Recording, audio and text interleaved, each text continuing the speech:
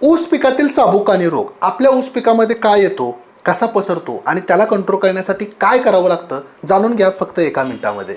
बघा मित्रांनो, ऊस पिकातील चाबूक कानी रोग, ज्याला आपण मराठीमध्ये सोप्या भाषेमध्ये कानी रोग असं म्हणतो किंवा इंग्लिशमध्ये आपण त्याला स्मट डिसीज असं म्हणतो. हा रोग जो आहे तुमच्या प्लॉटमध्ये विविध पद्धतीने येऊ शकतो. म्हणजे हा पसरणारा रोग आहे.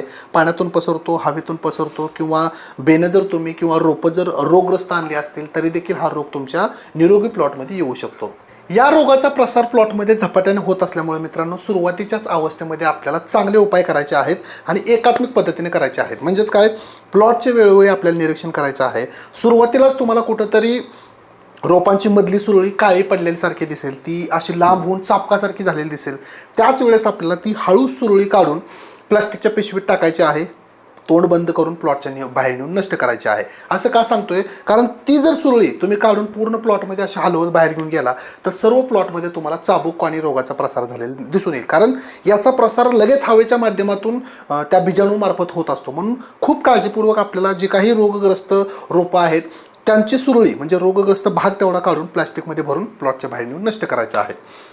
हे केल्यानंतर आपल्याला बुरशीनाशक फवारण्याचं नियोजन करायचं आहे.